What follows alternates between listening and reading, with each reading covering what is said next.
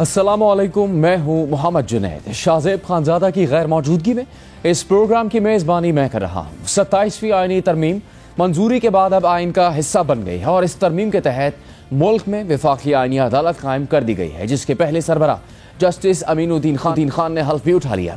इसी तरह आइन के आर्टिकल 243 में तरमीम और इसके तनाजुर में आर्मी एक्ट में तरमीम के बाद अब army chief he chief of defence forces होंगे और उनके ओहदे की मुद्दत 5 साल होगी और ये मुद्दत नया नोटिफिकेशन जारी होने के बाद नए सिरे से शुरू होगी। यानी फील्ड मार्शल आसिम मुनीर 2030 तक आर्मी चीफ और चीफ ऑफ डिफेंस फोर्सेज रहेंगे। इसके अलावा 27वीं आईनी तरमीम के बाद अब एक हाई कोर्ट से दूसरी हाई कोर्ट में जज के ट्रांसफर का फैसला जुडिशल कमीशन करेगा और ट्रांसफर से इनकार करने वाले जज के मुस्तकबिल का फैसला सुप्रीम जुडिशल काउंसिल करेगी।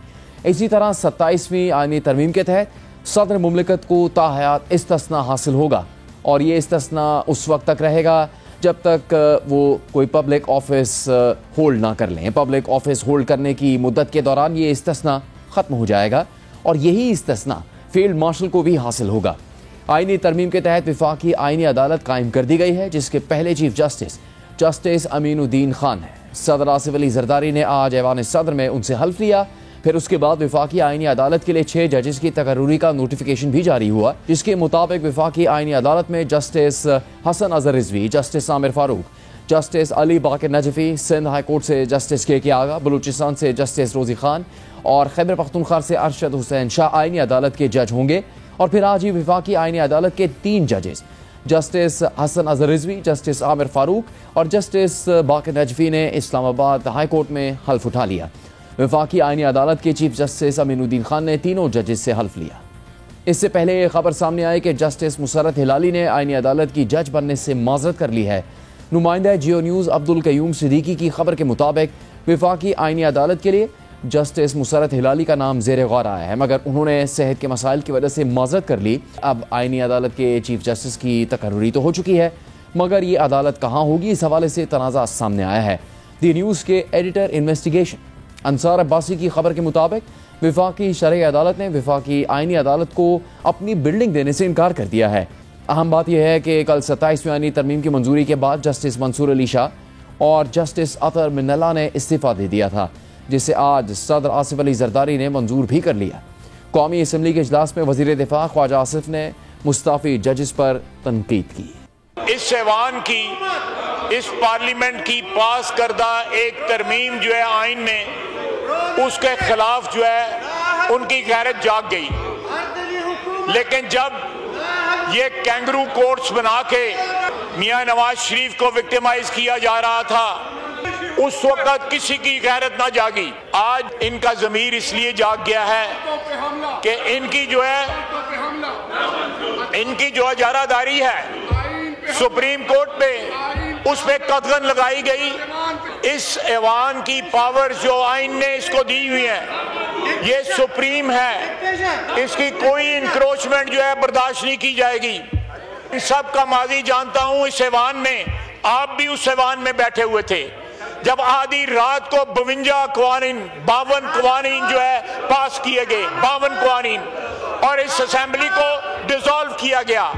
उस वक्त इनकी गैरत और अहमियत कहाँ थी? ये लोग जो है, इनको सिलेक्टिव एमनीसिया है। ये लोग जो है भूल गए हैं, अपना माजी भूल गए हैं और आज जो है जमहूरियत के अलमबरदार बने हुए हैं। और दूसरी तरफ यही लोग जो है दहशत गर्दों के तहफ़्फ़ुज़ देने वाले भी बने हुए हैं। जो लोग सरहद पार से आके हमारे यहाँ पे कत्लो गारत करते हैं, उनके साथ हमदर्दी का इजहार भी यही लोग करते हैं।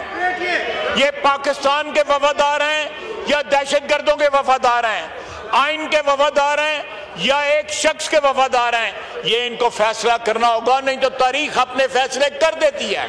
इसके अलावा कौमी असम्बली के बाद आज सेनेट से भी आर्मी एक्ट में तरमीम मंजूर कर ली गई। इस दौरान ऑपोजिशन ने चेयरमैन सेनेट से बिल कमेटी को भेजने का मुतालबा किया, मगर उन्होंने ये मुतालबा मुस्तरद कर दिया और बिल पर वोटिंग करवा दी। जनाब chairman, I beg to move on behalf of defence that the bill further to amend Pakistan Army Act, the Pakistan Army Act bill be passed. I now put the motion to the House. देखें, ये constitutional amendment नहीं है, ये उनका अपना एक देखें committee में सेंस अमेंडमेंट्स हैं जो 27 कॉन्स्टिट्यूशन बिल में यहाँ भी डिबेट हुई, दूसरी तरफ भी हुई, वेदर यू लाइक इट और not like it has been passed. ना उसकी कॉन्सिक्वेंशियल अमेंडमेंट जरूरी है, आपको भी पता है, ऑनरेबल मेरे भाई हैं कामरान मुर्तज़ा साहब, तो वो तो लीगो है, तो इसलिए ये कॉन्सिक्वेंस सिंपल अमेंडमेंट है सर। Thank you. मैं उनको थोड़ा सा एक्सप्लेन करता हूँ कि अगर कमेटी में भी भेजना होता which is not needed, I can take the sense of the house. तो अब the sense of the house जो है, तो वो अगर मेजॉरिटी ये चाह रही है कि ये फैसला हो, मैं अकेला तो नहीं कर सकता। I now put the motion to the house, those who आपका अपोज करना हक बनता है। Those who are in favour of the motion में से aye, those against the motion में से no. I think the ayes have it, the motion is adopted and the bill stands passed unanimously। कहूँ या ना कहूँ? ओके। अब army act में तरमीम के बाद आर्मी चीफ की तकर्री नए नोटिफिकेशन के इजरा के बाद 5 साल के लिए होगी। गुज़श्ता रोज़ वज़ीर आज़म के मुशीर बराए सियासी अमूर सेनेटर राना सनाउल्लाह ने हमारे प्रोग्राम में बताया था कि चीफ ऑफ आर्मी स्टाफ और चीफ ऑफ डिफेंस फोर्सेज का तकर्रुर नए सिरे से 5 साल के लिए होगा। जिस दिन नोटिफिकेशन होगा उसी दिन से नई तैनाती शुमार होगी। अब फील्ड मार्शल सैयद आसिम मुनीर अब से लेके अगले 5 बरस यानी 2030 तक वो चीफ ऑफ आर्मी स्टाफ होंगे और चीफ ऑफ डिफेंस फोर्सेज होंगे। वो अपॉइंटमेंट जो है वो 5 साल के लिए होगी। जिस दिन वो नोटिफिकेशन होगा उस दिन वो एक फ्रेश और new appointment of chief of defence forces और साथ कंकरेंटली जो है वो चीफ ऑफ आर्मी स्टाफ का जो है वो नोटिफिकेशन होगा। तो ये एक फ्रेश अपॉइंटमेंट है।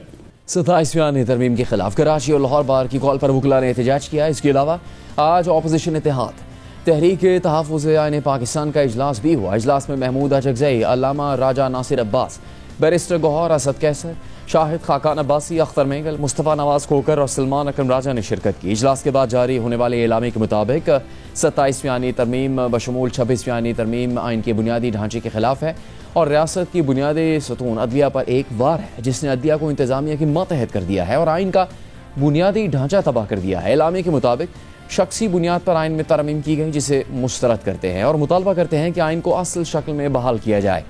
तहरीक तहफ़्फ़ुज़ आइन के एलामे के मुताबिक इन मतनाज़ा आइनी तरमीम ने अदलिया को मुकम्मल तौर पर मफलूज कर दिया है और सुप्रीम कोर्ट का इख्तियार और वजूद अमलन ख़त्म कर दिया है।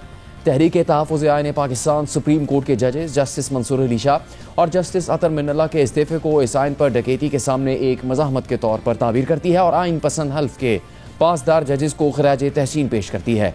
एलामी में मजीद लिखा गया है कि कोई भी शख्स और ओहदेदार आइन और कानून से बालतर नहीं और आइन पाकिस्तान में शख्सियात को इस्तिस्ना कुरान और सुन्नत जवाबदेही के बुनियादी उसूल जमहूरियत और इंसाफ के खिलाफ है और इस इस्तिस्ना को मुस्तरद करते हैं। ईरानी तरमीम के बाद मुतफ़िका आइन को मुतनाज़ बना दिया गया है। एलामी के मुताबिक तहरीक तहफ़्फ़ुज़ आइन पाकिस्तान इन गैर आइनी तरमीम के खिलाफ मज़ाहमत और जद्दोजहद का इरादा करती है और आइन को इसकी असल शक्ल में बहाल करवाने के लिए तमाम जमहूरी तरीके से भरपूर एहतजाज करेगी और आइन को इसकी असल शक्ल में बहाल करने की तहरीक का ऐलान करती है।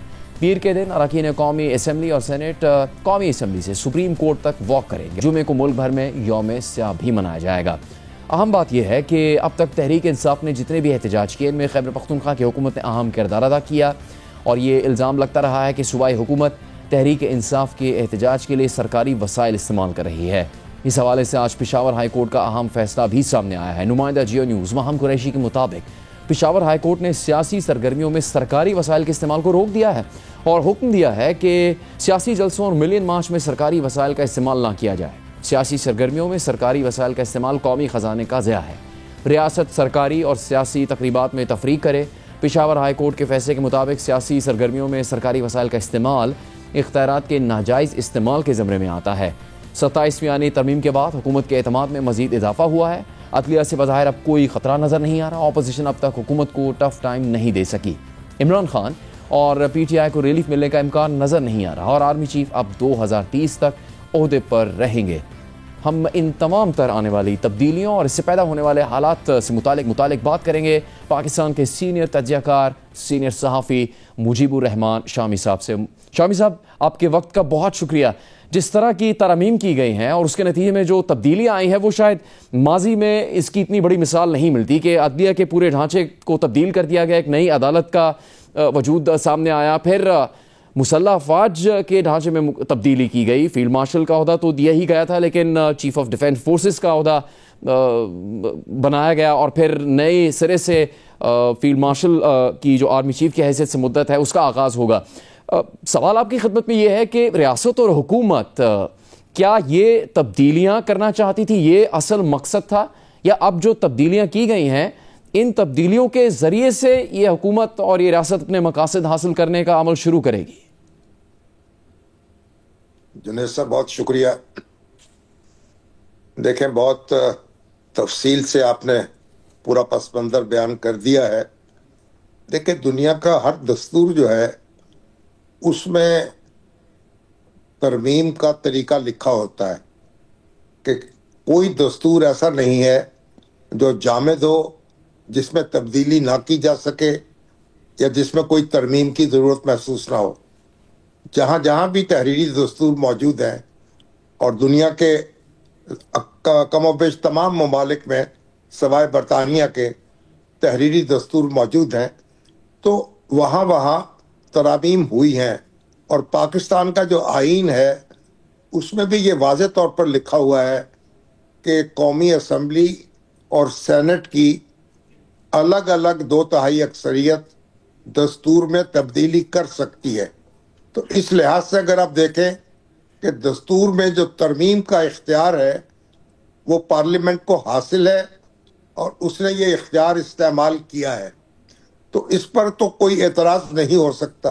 हाँ, तब्दीली क्या की गई है, तरमीम क्या हुई है, और पाकिस्तान के आईन में कोई पहली तरमीम तो हुई नहीं है।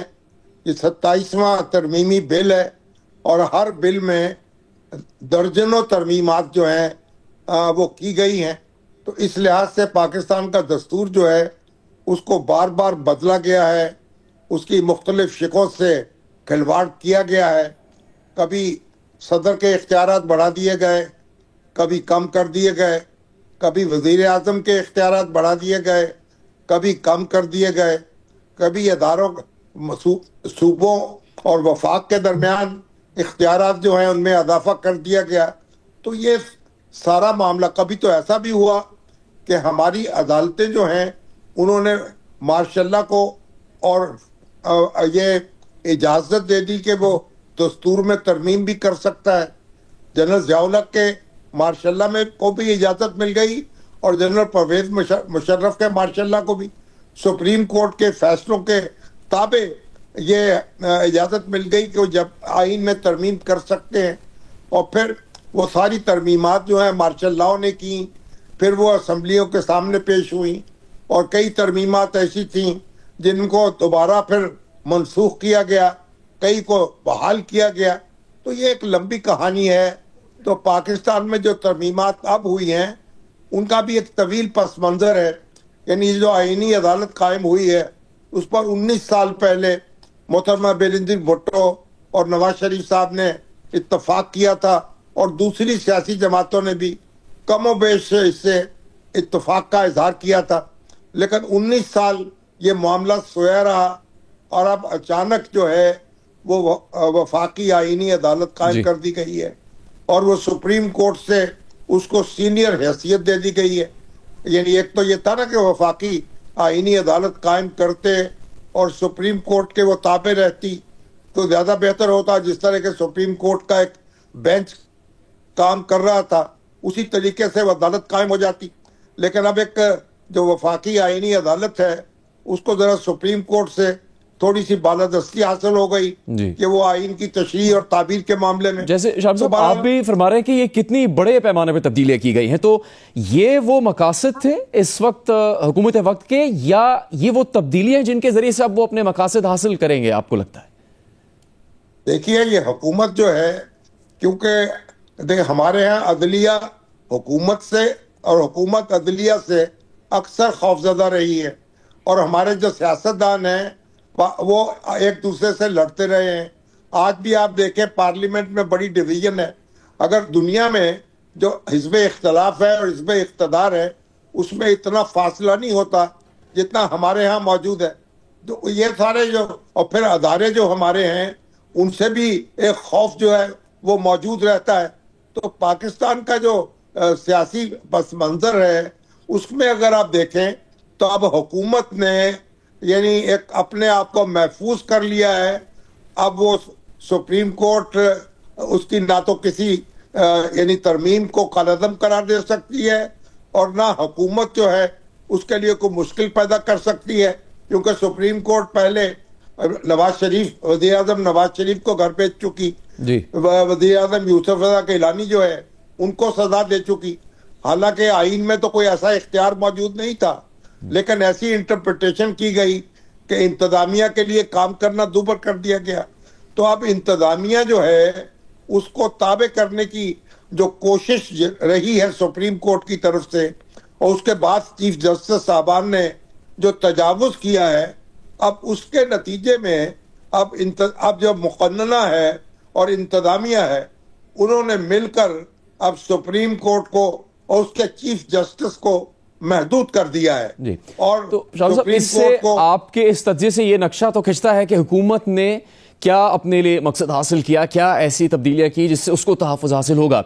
अब आपकी खिदमत में सवाल ये है, आप चूँकि पाकिस्तान की सियासी और आइनी तारीख़ के गवाह भी हैं, इस वक्त जो एक सफ़े की इस्तिलाह है वो अपने उरूज पर पहुंच चुकी है। मुसल्लह अफ़वाज, हुकूमत और हुकूमत की इत्तेहादी जमातें और फिर ऐसा निज़ाम उनके लिए मौजूद है जिसमें उनके लिए शायद जैसे आप भी कह रहे हैं कि कोई रुकावट नहीं होगी, मुश्किलात नहीं खड़ी होंगी। तो ये देरपा नजर आता है आपको ये सब सिलसिला चलता हुआ? अफ़वाज पाकिस्तान का जो ढांचा है उसमें बड़ी एक बुनियादी नौइयत की तब्दीली हुई है, लेकिन उसकी ज़रूरत भी कहा जा रहा है कि दफाई नुक्ता नज़र से महसूस की जा रही थी और हमारी सारी अफ़वाज में रब्त को मुस्तहकम करने के लिए इसकी ज़रूरत थी। और पाकिस्तान जो अभी हमने भारत से 4 रोज़ा जंग लड़ी है उसमें उसके नताइज जो हासिल किए हैं उनको मद्देनजर रखते हुए ये तब्दीली की गई है। तो अब आप ये कह सकते हैं कि हुकूमत ने एक इस्तेहकाम हासिल कर लिया है और ये 5 साल तक जो सूरत हाल है वो इस तरीके से यानी उसको डिस्टेबलाइज नहीं किया जा सकेगा। और ये जो एक सफ़ा है ये पहले सफ़ों के मुकाबले में बहुत मुख्तलिफ है, बल्कि ये तो मालूम ही नहीं होता कि एक सफ़ा क्या है और एक सतर क्या है, बल्कि बहुत एक मिसाली ताल्लुकात कायम है।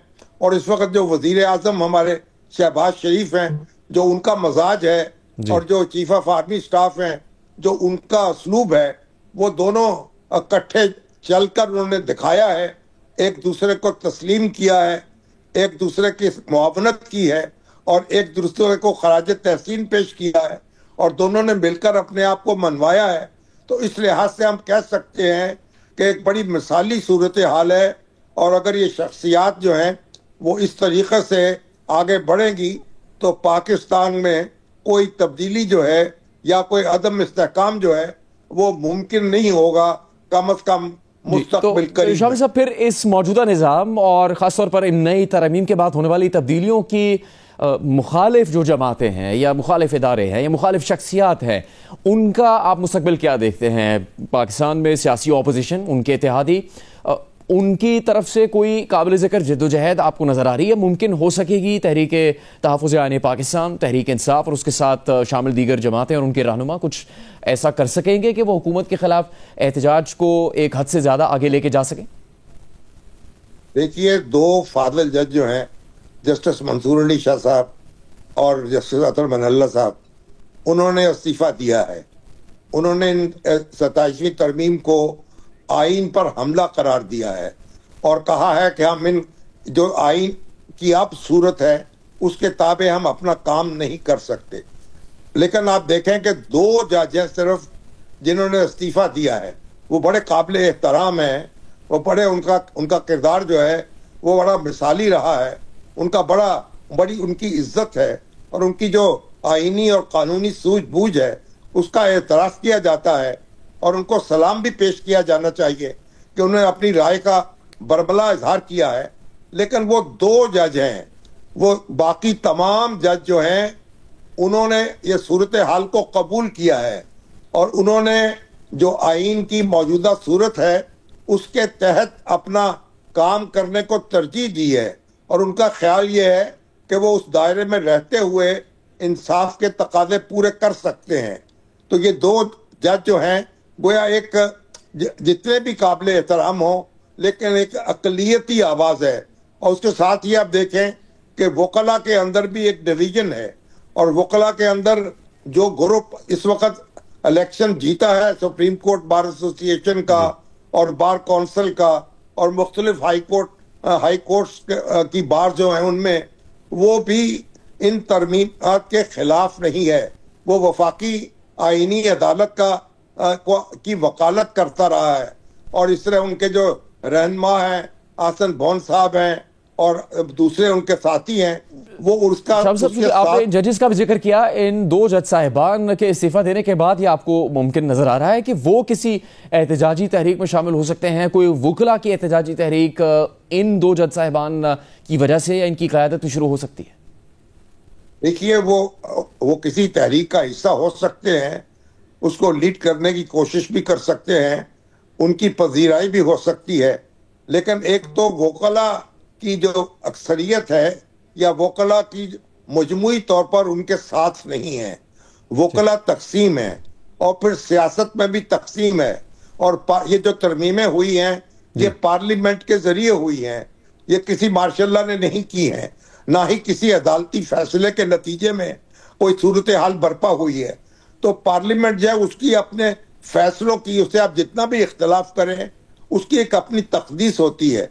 तो अब ये तो हो सकता है कि लॉन्ग टर्म में कोई तहरीक चले और इंतखाबात अगले जो हैं उनमें कोई कामयाबी हासिल करके आइन में तब्दीली करने की कोशिश की जाए। उसके अलावा कोई ऐसी सूरत नजर नहीं आती कि कोई लॉ एंड ऑर्डर का मसला पैदा हो जाए या ज़ेर ज़बर हो जाए या जिस तरीके से इफ्तिखार चौधरी साहब जो हैं वो कायदाना उन्होंने किरदार अदा किया था उस तरह कोई दूसरा किरदार अदा करे। अब तो सियासत में भी तकसीम है, वकला में भी तकसीम है, इसलिए वो उस तरह के नताइज जो हैं वो हासिल होते नजर नहीं आ रहे। जी बहुत शुक्रिया मुजीबुर रहमान शामी साहब। प्रोग्राम जारी रहेगा एक ब्रेक के बाद।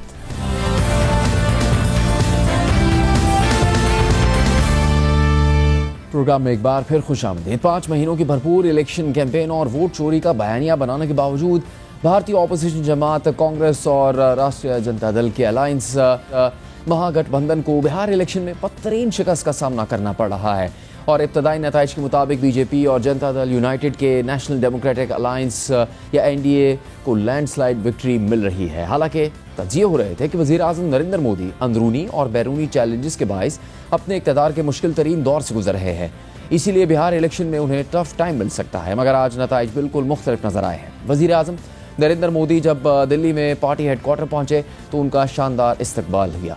पार्टी हेडक्वार्टर में जश्न में शरीक हुए, मगर दूसरी तरफ कांग्रेस के कैंप में आज पूरा दिन खामोशी छाए रहने के बाद अब से कुछ देर पहले बयानात आना शुरू हुए हैं जिसमें इलेक्शन नताइज पर शकूक व शुबहात का इजहार किया जा रहा है और मोदी हुकूमत और इलेक्शन कमीशन पर वोट चोरी का इल्ज़ाम लगाया जा रहा है। बिहार इलेक्शन में एक और काबिल जिक्र पहलू भी सामने आया जो तारीख का सबसे बड़ा टर्नआउट था।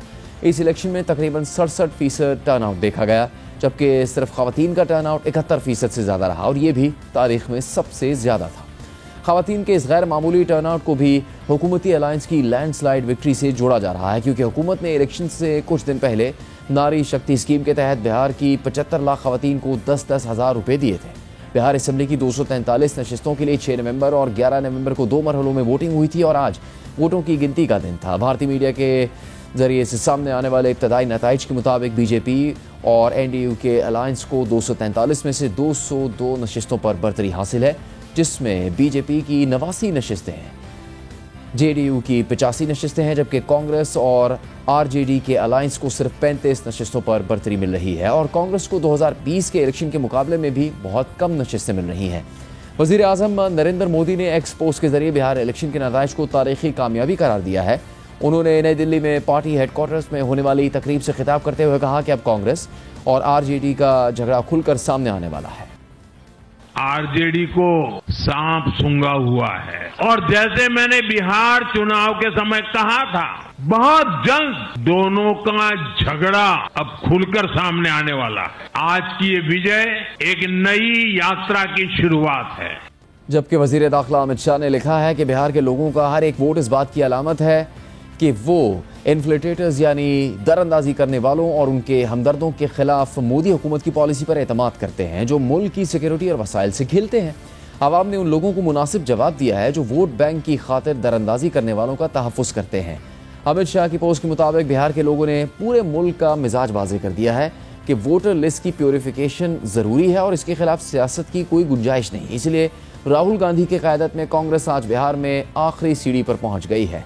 बिहार में कांग्रेस और इत्तेहादियों को बदतरीन नाकामी का सामना करना पड़ा है, जिस पर रद्दअमल देते हुए कांग्रेस के रहनुमा राहुल गांधी ने अपने बयान में लिखा है कि बिहार इलेक्शन के नताइज सरप्राइजिंग है।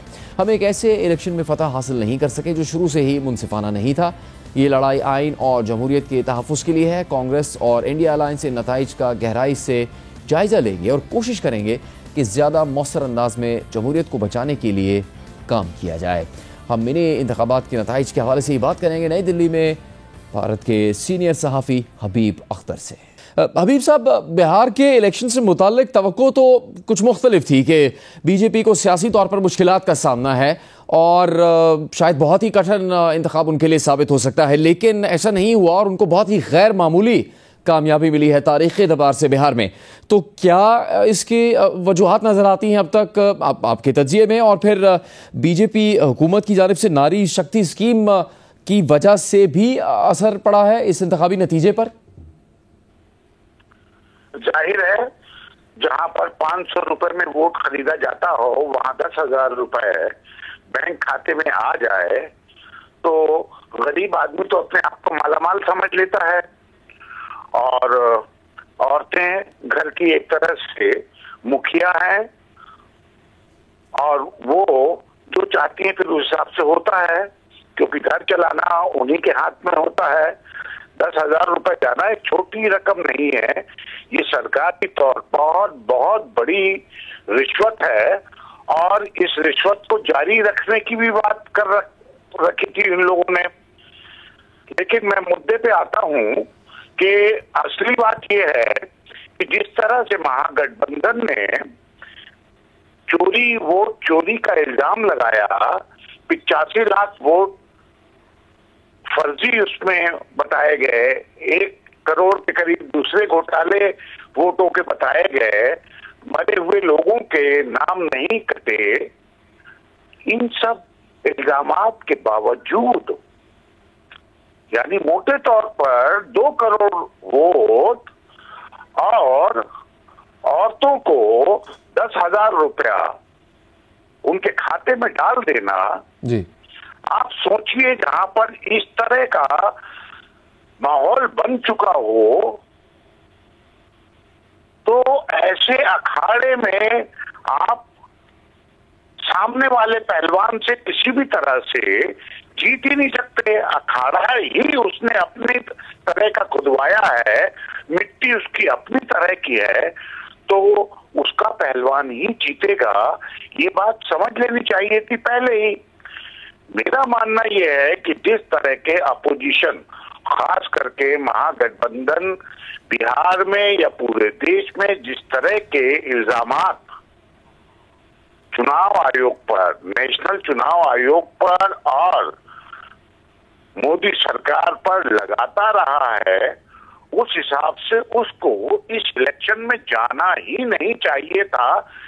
जब तक कि उसने जो इल्जामात लगाए हैं उसके बारे में दूध का दूध, पानी का पानी नहीं हो जाता, तब तक इलेक्शन में हिस्सा लेना अपने आप में किसी तरह से मुनासिब बात समझ में नहीं आती। हबीब साहब, आपने भी चूंकि बात की वोट चोरी मुहिम की, जो कांग्रेस की तरफ से बात की जा रही थी, उसका भी कोई असर नहीं हुआ क्या? अवाम ने उस तरफ नहीं ज्यादा तवज्जो दी? नहीं, वोट चोरी का अवाम क्या करेगा? वोट तो ऑलरेडी मान लीजिए 2 करोड़ का हेरा फेरी पहले से तय हो चुकी है, अगर तो उसका आप क्या करेंगे? तो अभी बहुत से खदशात थे, जैसे वज़ीर-ए-आज़म नरेंद्र मोदी को मुश्किलात का सामना था, बैन-अल-अक़वामी सतह पर जो वाक़यात हुए, फिर अमेरिका से उनके ताल्लुकात, अमेरिकी सदर डोनाल्ड ट्रंप से ताल्लुकात, उसकी वजह से बज़ाहिर जो इंतखाबी मुहिम चल रही थी उसमें वो मुश्किलात में तो नज़र आए। लेकिन क्या फिर ये कहना चाहिए कि इन सब बैरूनी मामलात का कोई असर नहीं पड़ा बिहार की सियासत पर, बिहार के इलेक्शन पर? और आप जो अगर वोट चोरी की तहफ़्फ़ुज़ात हैं, खदशात हैं, तो आप कहने का मतलब यह है कि ये तो फिर आगे भी चलता रहेगा, मुस्तक़बिल में भी इलेक्शन होने हैं, वेस्ट बंगाल का भी इंतखाब आना है। जब तक कि ये जो ढांचा प्रेजेंट गवर्नमेंट ने और चुनाव आयोग ने क्रिएट किया है और वोटों को रिश्वतखोरी का जो तौर तरीका अपनाया गया है वो कायम रहेगा, तो जाहिरा तौर पर महागठबंधन या अपोजिशन जिस भी तरह के इल्जामात लगाता रहे, जिस तरह के भी कैंपेन करता रहे, क्योंकि कुल मिलाकर कागज के ऊपर ही तय होना है सरकार किसकी बनेगी। तो कागज पे तय हो रहा है चुनाव के अंदर कि मेजोरिटी किसकी आ रही है, यानी जिसको मेजोरिटी आएगी उसकी सरकार बनेगी, और मेजोरिटी आना पहले से ही तय है। आप एक तरफ पूरी दुनिया में और पूरे देश में, मुल्क में इल्जाम लगा रहे हैं वोट चोरी हो रही है। हरियाणा के अंदर वोट चोरी से सरकार बनी, राजस्थान के अंदर वोट चोरी से सरकार बनी, दूसरी जगह पर वोट चोरी से सरकार बनी, महाराष्ट्र में वोट चोरी से सरकार बनी, और वोट चोरी के जो इल्जामात लगाए हैं उसके बारे में चुनाव आयोग ने और न इस सरकार ने किसी तरह की जनता को सफाई दी, ना क्लैरिफिकेशन दिया, और उसी भवन के अंदर आप चुनाव लड़ रहे हैं। तो होना तो यही है, क्या करेंगे आप? बहुत शुक्रिया, नतीजा? बहुत शुक्रिया अभी वक्त साहब। नायब सीनियर भारतीय सहाफ़ी प्रोग्राम में शामिल थे। प्रोग्राम का यहाँ पर इख्तिताम होता है, इजाज़त दीजिए।